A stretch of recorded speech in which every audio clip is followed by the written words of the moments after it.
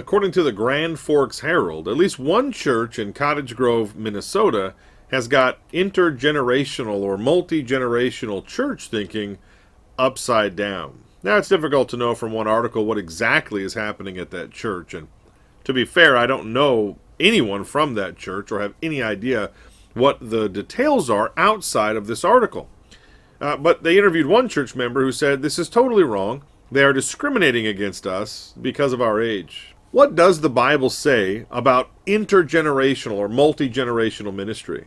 Well, in Psalm 145 and verse 4 it says, "One generation shall commend your works to another, and shall declare your mighty acts." According to Scripture, and this is just one of many instances, the family of God is intended to be made up of a family of families filled with people of every generation.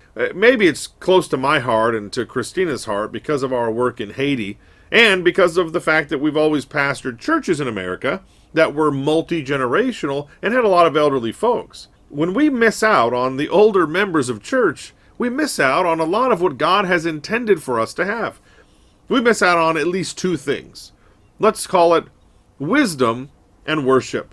I've learned more about worship from the worshipful life of people who have done the with God life for a number of years. There is a kind of knowledge of God that is difficult to acquire from any other source other than experience with God as you travel along life's journey and pilgrimage. Every local church is supposed to be, is designed to be, made up of elderly people who are not there only to foot the bill, but also young people who are the next generation.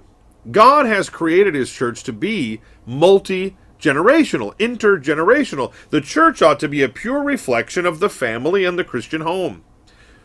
Today, though, while this is some kind of egregious example, there are a number of church leaders who will sort of intentionally push out the older crowd and their preferences under the false belief that the church exists only to reach the next generation. How are we to reach the next generation without the wisdom and the worship of the previous generation of followers of Jesus? A lot of times, people will say, yeah, got to get some younger folks in here. What about elderly people being led to the Lord?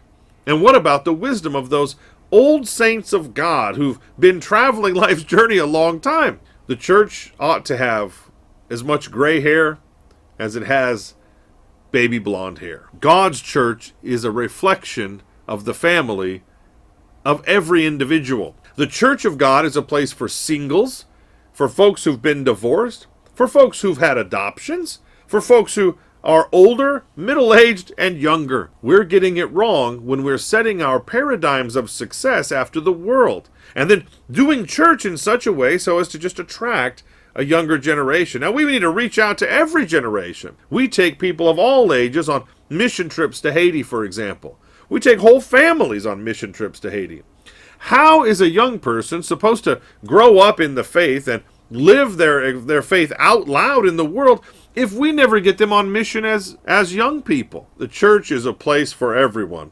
And older folks are not to be used just to fund something, as seems to be the case with this church in Minnesota. No, we've got to do church right, biblically, by God's standards, not aiming to reach our goals, recreating the local church in the image of worldly success.